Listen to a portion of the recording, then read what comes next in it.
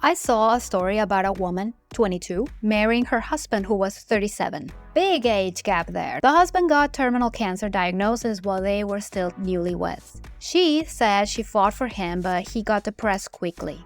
They went to see doctors' help, but she was upset about the doctors not worrying about her well-being. Listen, true, she needed a support system, but couldn't she ask for help? Reading the multiple articles, she expected everything to be given to her. Anyway, she divorced her husband and he later died. She's a life coach now. But the guys are no better. I'm gonna leave this specific article in the description so you can read all of the stories there, but damn, this was harsh. This is from the perspective of a 12-year-old girl. Her stepdad was everything to her, but after mom, the breadwinner in the house, got diagnosed with stage 4 breast cancer, things changed. Stepdad helped with the cooking and with the kids, and mom could still go to work. But after the chemo started and mom's health deteriorated severely, he left. What? Bro, what are you talking about, man? Well, there's this episode in divorce court where a couple is not happy with each other, but the reasoning differs.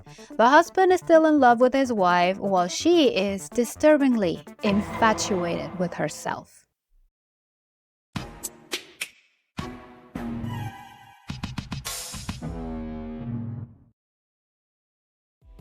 TP is suing his wife Rashida because she took his modified car and doesn't want to return it. He's asking for the car or the cash. The only thing I can tell you about the car is that it's not gonna happen, and it's all Rashida's fault. According to TP, the couple's marriage was doing fine, no problems whatsoever. So the judge turns to Rashida for her side of the story. She explains how TP is her soulmate and her best friend, but something is not right. Brace yourselves. We were like best friends. I believe, he's my soulmate. Everything was fine except he was too nice. It was scary nice. It was like stalkerish nice, like you too nice. It's too Give good me an to example, be true. 'cause He would say, I love you, and I was like, okay, I was waiting for the punch. When you gonna kick me? It's scary. You've been married for 5 years. Has he punched you yet? No. I love you is too much for you. It's not too much, but you don't have to tell me like twice a week. That's bizarre. Maybe her childhood experiences are creeping in, but the fact she married this man knowing how he was and how he acted is just weird. In my opinion, she made a good decision marrying this guy who seems to really care for her, and damn was she lucky to find a partner she can call a soulmate. Rashida is the person neckbeards and incels think of when they go on a rampage. In this case, the woman is actually looking for the bad guy having someone who cares for her. All the traits of a fantastic spouse she finds annoying. Oh, but there is more. Well, she told me she wanted somebody to cherish her and don't run around on her. We agreed that because I had been married before, and my ex-wife, oh my goodness, she scared me. If I ever did it again, it was going to be better than any other marriage, and I made the promise for keeps. This wasn't to be playing around, and if nothing's wrong, where are you going? If you are familiar with the show, there are so many couples that treat each other with so much disdain and hatred, sometimes even from the very beginning of the relationship. And the fact that TP learned from his first marriage and knew how to treat his new spouse talks about a great insight and a fantastic level of emotional maturity. Sadly, Rashida cannot keep up the pace. He made me gain weight. Now the man can cook. Brother can throw down. He cooked 4-course meals for breakfast, lunch, dinner.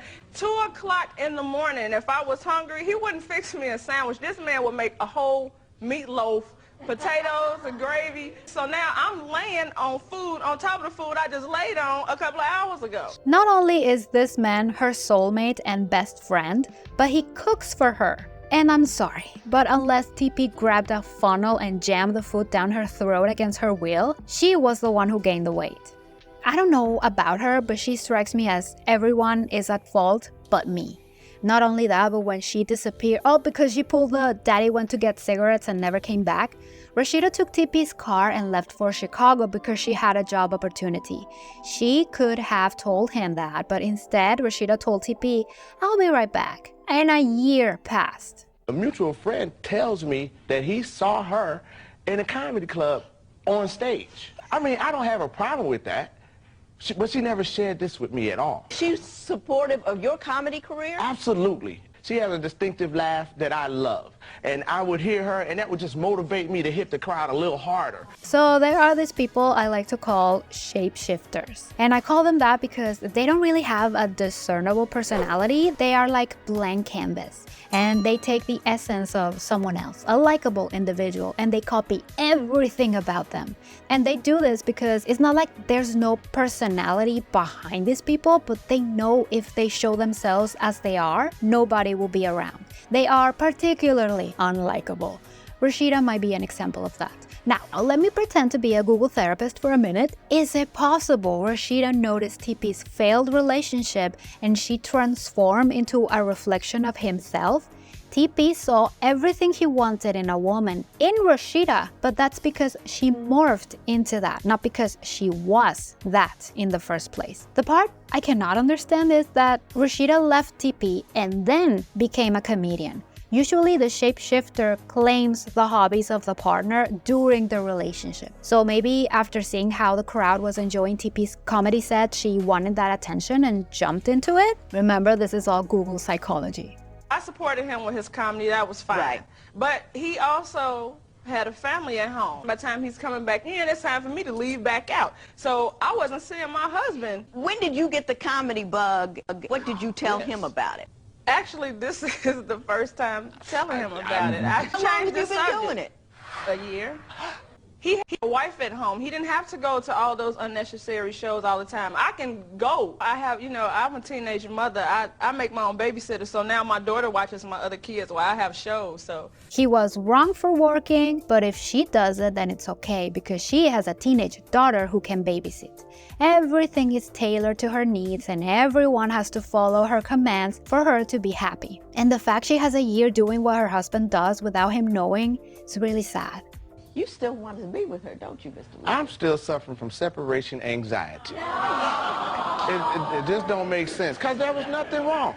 I mean, if someone gave me everything that I wanted, which she did, and I was giving her in return, where are you going? TP is either mourning a marriage or he still thinks there's a chance to go back to a place of happiness with her. Hopefully it's the first option. What bothers me the most is that they have 3 kids together, small children. The teenager has another dad, but still TP sees her as his own. That's beautiful. That's a family right there. And because she needs drama, Rashida is about to destroy those kids' lives. Big disclaimer. If there are major problems in a relationship, screams or violence of any kind, then a separation is for the best. Some people say they need to stay together for the kids, but they're not dumb.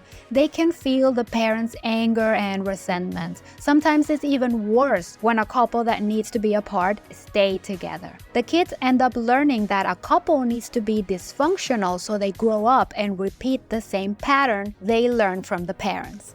In TP and Rashida's case, she's just bored. She's just all over the place. And about that best friend and soulmate?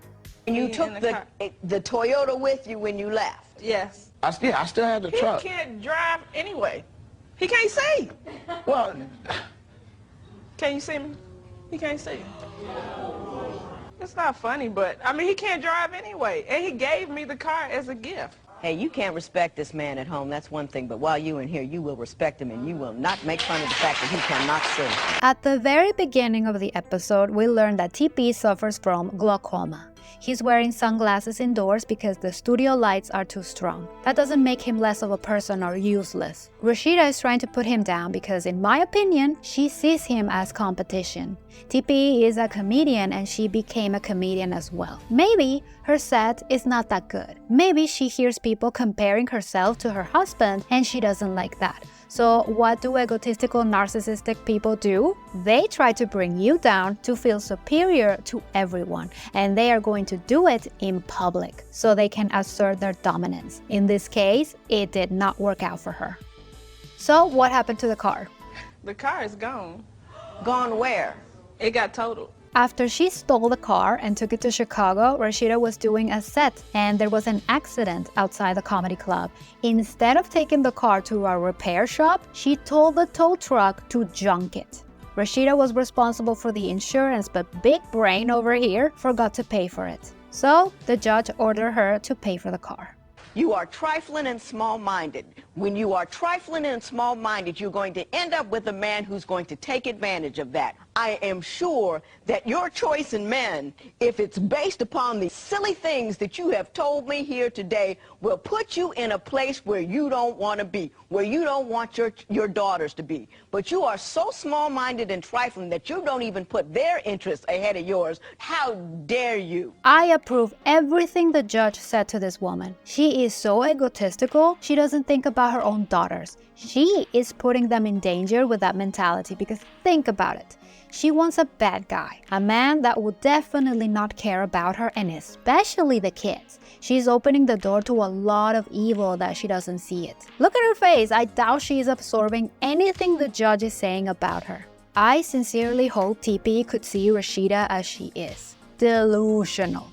As far as I checked, both of them kept pursuing comedy, one being more loved than the other. In a lot of Rashida's comedy videos, she comments about this episode and how it was just for TV. They are divorced though. And even if this whole episode was pure entertainment, we have met this type of people. They think you have to give them everything, including your time. They gravitate towards specific personalities, good people, people who would be extremely empathetic.